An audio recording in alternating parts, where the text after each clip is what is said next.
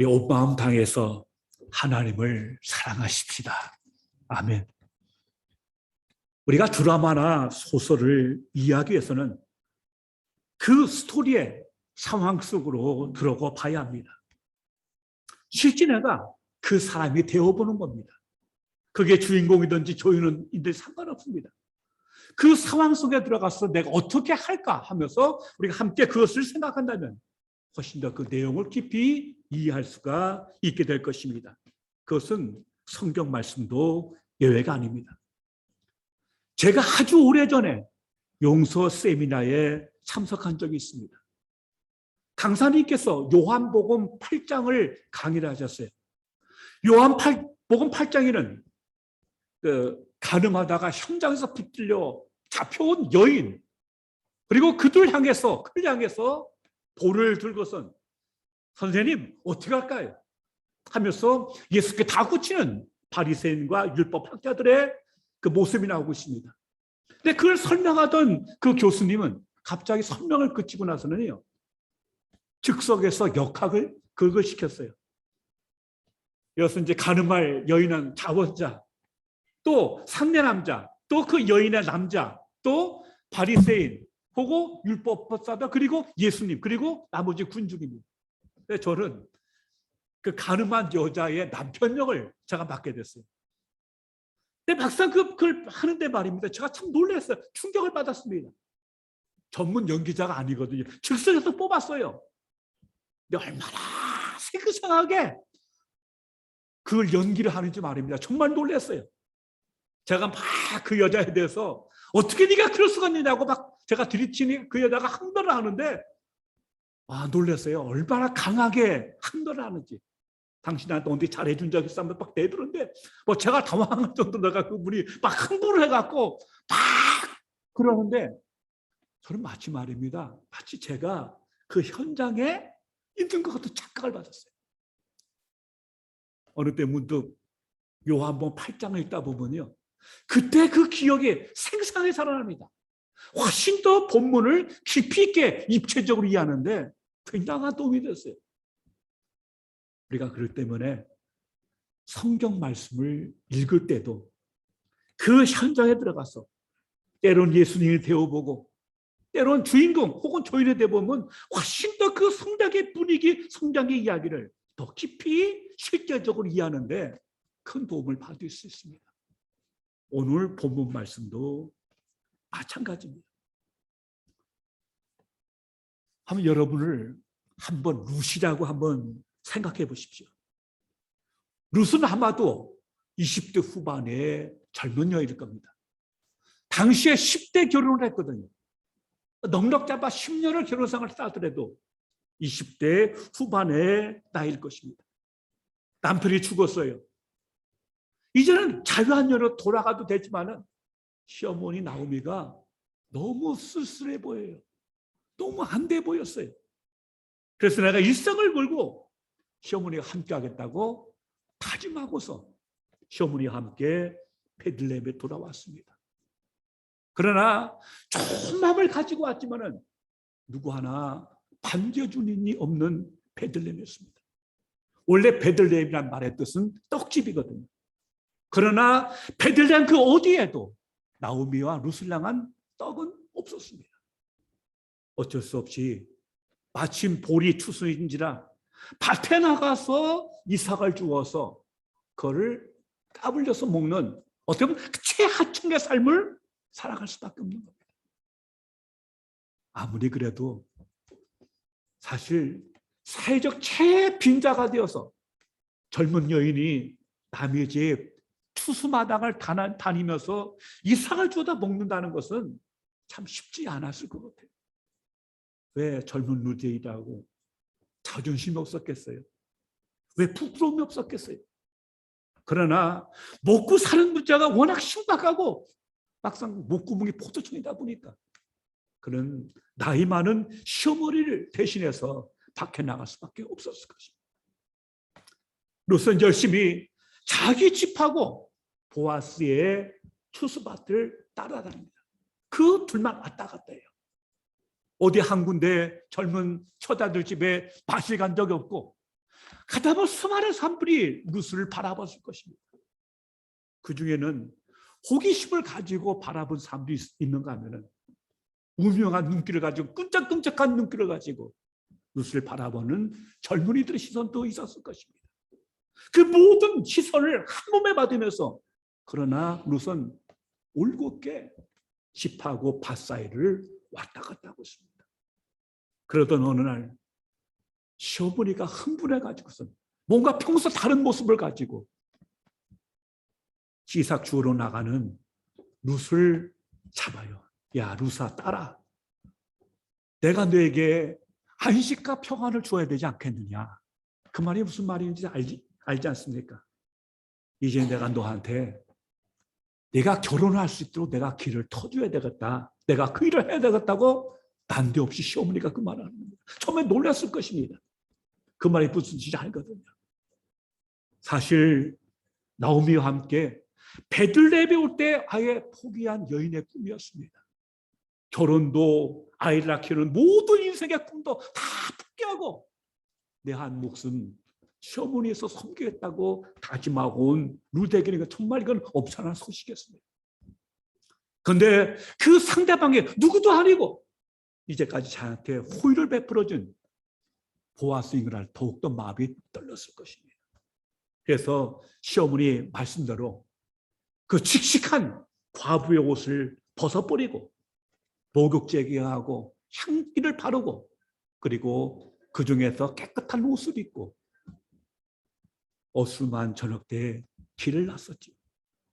그리고 보아스가 타자마자 하는 통을 타보고 나서 보아스가 술 먹고 기분 좋아갖고 잠을 자는 그 한쪽 구석에 가만히 있다가 결국 그가 잠들 때쯤 돼갖고는 발치에 있는 이불을 들고 그 밑에 가서 누워 있는 거죠.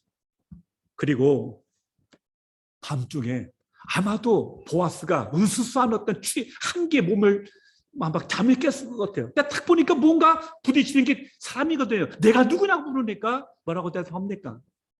나는 당신의 종 룻입니다. 당신의 이불을 덮어서 나를 이렇게 보호해달라고 하는 말을 하고 있습니다. 이 말은 무슨 뜻이라고 했습니까? 나는 당신이 결혼할 수 있는 사람입니다. 당신이 우리의 집에 기업물을 짜이니까 내 청혼을 해달라고 하는, 내 청혼을 받아달라고 하는 같은 행동이었거든요. 그런데 여러분 한번 생각해 보십시오. 그러기까지 룻의 마음이 어땠을까요? 얼마나 가슴이 뛰었을까요? 막 쿵쿵쿵했을 겁니다. 그리고 마음 가운데 설렘과 두려움이 그 영혼을 가득 채웠을 겁니다. 뭐가 두려웠을까요? 첫째는 거절당함의 두려움이었을 것입니다. 사물이 있는 데서 공적인 자리에서 누구한테 친절 베풀고 호의를 베풀어 주셨어요. 그렇죠, 그거는. 그런데 아무도 없는 밤중에, 더구나 그 밤에 아무도 없는 그 자리에서 1대1로 만나는 사적인 자리에서 친절 베풀어 준다는 건 다른 차원이거든요. 만약에 보아스가 나는 너한테 그런 생각 해본 적이 없어. 내가 너를 선대해 준 것은 내 시어머니 나오미를 생각해서 그래. 혹은 죽은 내 시아버지 엘리멜렉을 내가 생각해서 너한테 선대해 준 것이지 나는 너를 한 여인으로서 생각해 본 적 없다 하면서 그를 물리친다면 어땠을까요? 거절감은 인간의 원초적인 두려움입니다. 어떤 식으로 거절을 해도요, 거절받은 가슴은 상처가 남을 수밖에 없어요. 그 때문에 행여나 그 보아스가 자기를 한 여인으로 받아주는 걸 거부해버리고 그를 밀어낸다면 그 얼마나 그 마음속 상처와 아픔이 될까요? 어떤 그런 것에 두려움이 룻의 가슴을 짓눌렀을 것입니다. 둘째는 성적으로 이용당하고 착취당하고 버려질 것에 대한 두려움입니다. 그럼 당신은 사사 시대였습니다. 무법천지였어요. 그러면 사사기 19장, 20장, 29장에 뭐가 나옵니까? 한 외의 사람의 첩이 기부하에 가서 집단 성폭행을 당하고 죽는 기가 막힌 있을 수 없는 일이 이러던 시대가 바로 그 시대였거든요. 그런 시대에 룻이 어떻게 행동했습니까? 곱게 입고 아무도 없는 밤에 보아스의 발치에 들어와 있거든요. 더구나 보아스는 술 먹고 술에 취한 상태였어요. 그럴 때 과연 보아스가 어떻게 나올지는 아무도 모르는 거예요. 아무도 몰라요. 자기를 선대해 줄지 아니면 자기를 어떻게 할지 자기를 범할지 전혀 알 수 없는 상태입니다. 그러나 그 시대의 분위기로서는 그 시대의 사회 풍조로서는 얼마든지 이용당하고 얼마든지 성적으로 착취당할 수 있는 그리고 보냄당할 수 있는 같은 상황이 그 시대의 영적 분위기였어요. 알 수 없는 게 사람 마음입니다. 사무엘하 13장을 보면요. 다윗의 첫째 아들 암논이 나와요. 근데 암논이 배다른 동생 그러니까 압살롬의 누이 다말이라는 여자가 나거든요. 다마가 참 이뻤어요. 근데 암논이 다말을 짝사랑을 했습니다. 너무너무 사모한 나머지 상사방에 들었어요. 끙끙 앓게 됐어요. 그걸 알게 된 어떤 자기 다윗의 형의 아들이 요나단이라는 친구가 악한 꾀를 알려줬어요. 이렇게 하면 될 거다 하고 알아눕는 애가 철회를 했거든요. 그러니까 아버지가 와서 너 어디 아프냐 하고 아버지가 병문안을 왔어요. 그때 뭐라고 합니까? 아버지 저 다말이 와서 저를 병간호했으면 좋겠어요. 떡을 만들어서 제 입에 넣어주면 제가 균이 날 것 같아요 하고 얘기했거든요.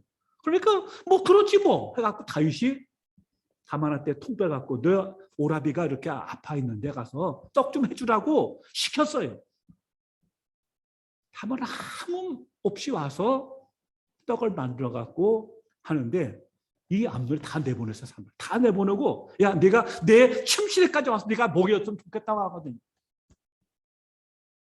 다말이 그걸 가지고 침실을 하는데 이 암논이 억지로 강제적으로다가 다말을 범해버려요. 거기까지도 악한 일인데요. 더 악한 일은 뭔지 아십니까?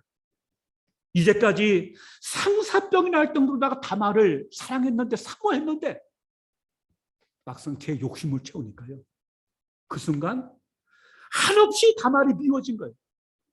그래갖고 당장 저 여자 쫓아나라고 난리를 지기는 거예요. 그러니까 다말이 이게 있을 수 없다고 하니까 강제로 내쫓아버렸어요. 얼마나 기가 막힌 겁니까? 아니 조금만이라도 좋아갖고 그냥 상사병이 날 정도다가 그렇게 하고 지 욕심 채고 나니까 내 팽개치고 내 쫓아버리는 여러분 이게 사람 마음이에요. 알 수 없는 거예요. 그렇기 때문에 이 룻으로서는 정말 이 보아스가 어떻게 나와야 될지 모르기 때문에 한 여인으로서 일생을 건 결단을 하지만은 그건 두려울 수밖에 없었던 것이죠. 세 번째는 나쁜 소문에 대한 두려움입니다. 만약에 보아스가 술김에 술 기운으로다가 술 책임지고 술 핑계대고 자기를 범하고 저 여자 알고 보니까 완전히 저 호팅에서 호박식 한다고 말이야. 아니 어떻게 나한테 와서 나한테 유혹할 수가 있어? 하면서 나쁜 말 해대면요. 무슨 입이 10개가 있어도 할 말이 없는 정황이죠. 그렇지 않습니까? 밤중에 여자가 남자 혼자 있는데 찾아가서 발치에 입을 뒤집어 쓰고 거기 누워있으면 할 말이 없는 거예요. 뭐라고 해도. 그렇게 된다면 룻의 인생은 끝나는 거죠. 그 수치를 뒤집어 쓰고 어떻게 삽니까? 결국 룻은 예루살렘에서 살 수가 없어요. 결국 자기는 떠날 수밖에 없는 참 그러한 그 참 어려운 정황이거든요. 그러니까 그 마음은 가서 누워있지만은 떨릴 수밖에 없고 두려울 수밖에 없는 거예요. 그런데 보아스가 그 룻의 그 마음을 알아요. 떨고 있는 그 마음, 두려운 그 마음을 알아요. 그래서 뭐라고 얘기합니까?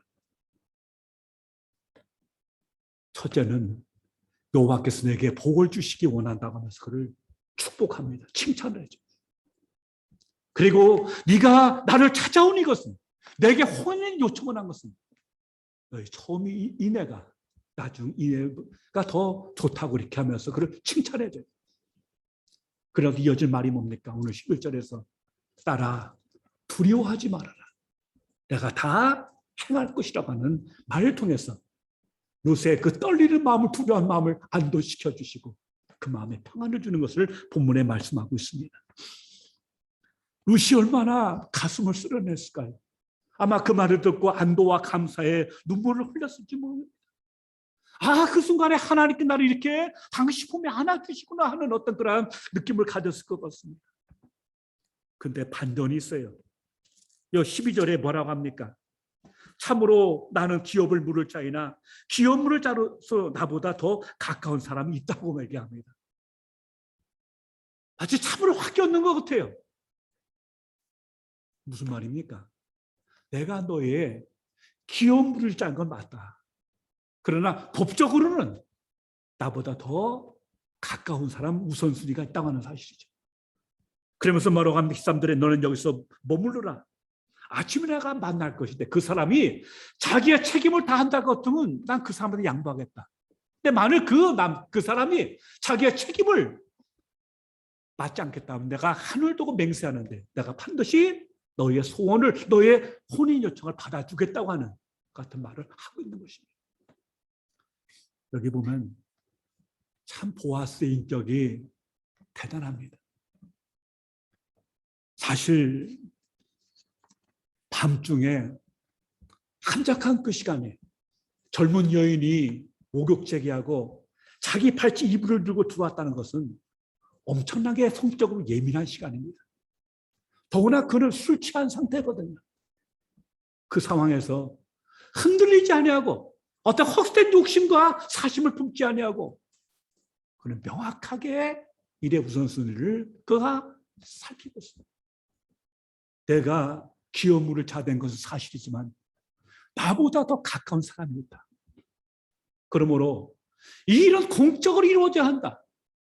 이 문제는 너하고 내가 둘이 좋아서 대일 문제가 아니고 공적인 자리에서 이건 여러 증인들 앞에서 사람들 앞에서 공적으로 사회적 합의를 거쳐서 돼야 할 일이기 때문에 오늘 지금 여기서 머물러라 하면서 자기의 할 일을 명확하게 해나가는 같은 모습을 우리가 보게 되는 것입니다. 의도가 좋으면 절차는 무시해도 된다? 아닌 거죠. 뜻이 좋으면 과정조차도 선한 절차를 밟아야 하는 것이죠.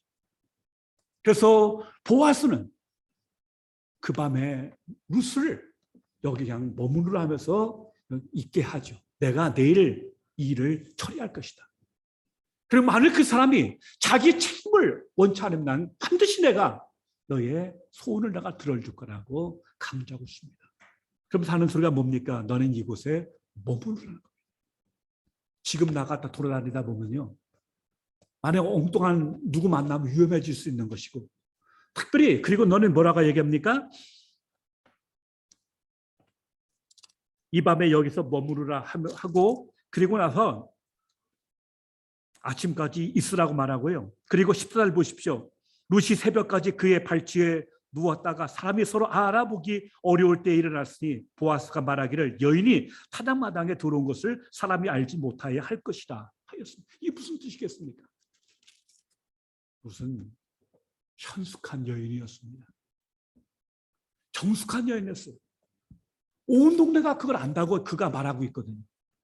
보아스는 룻의 그 평판, 현숙한 여인이라는 그 여인의 평판을 지켜주길 원했어요. 그래서 혹 나중에 나가는 모습에 눈에 띄면 남들 다 이상하게 볼 거 아닙니까?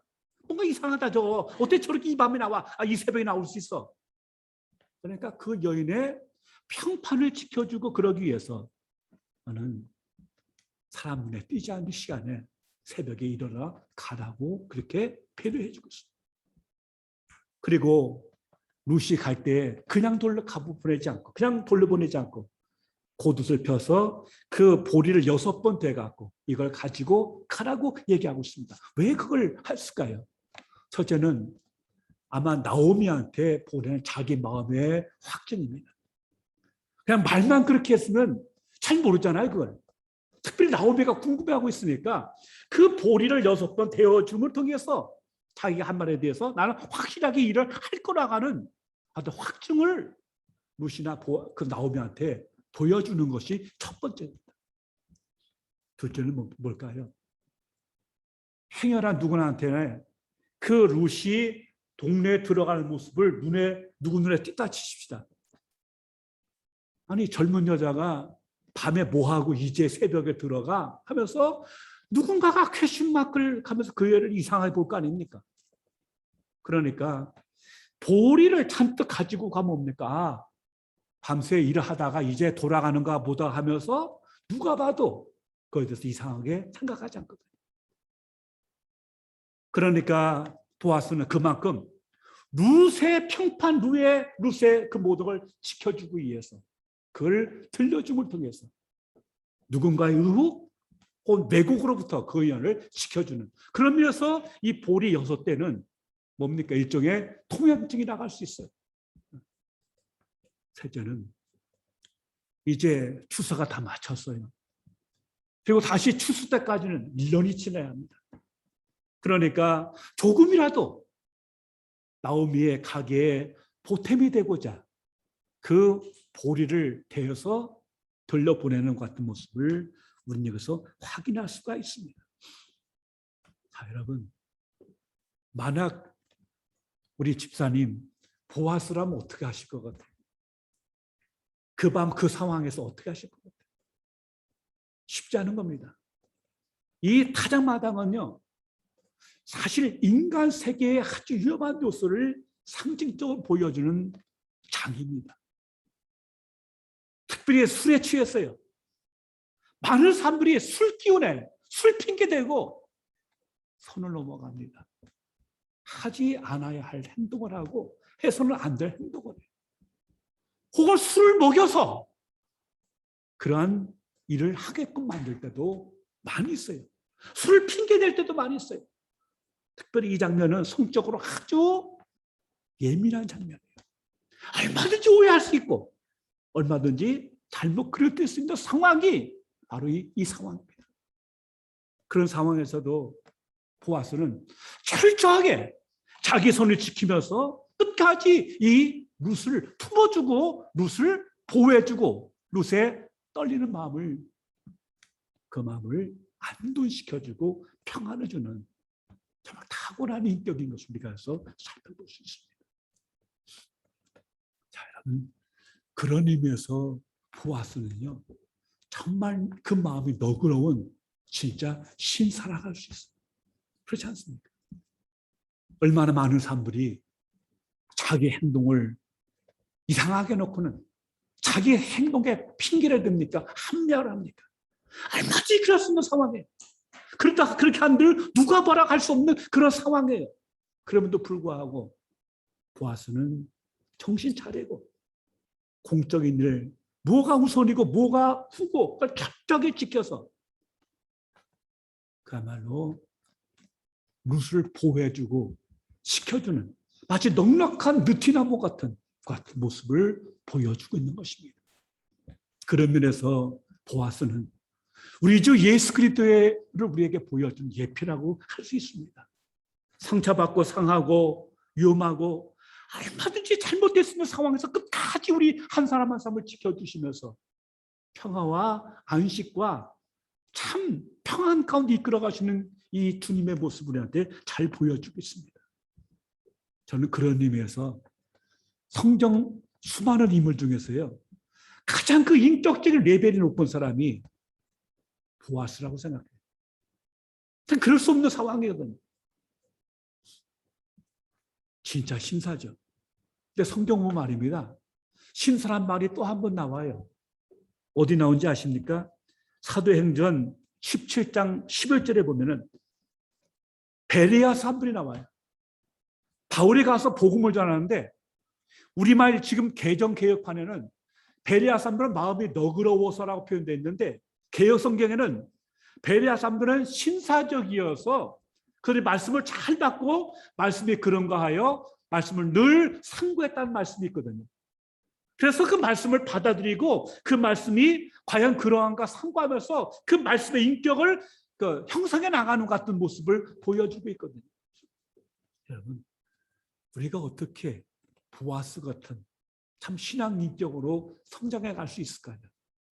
말씀을 받고 그 말씀이 과연 그런가 하여 상고하고 그 말씀을 내 영혼에 피가 되고 살이 되게 만들어갈 때 오늘 그 말씀이 성령의 역사와 더불어 우리 안에 그리스도 예수의 형상을 그 모습을 만들어가게 되실 것입니다.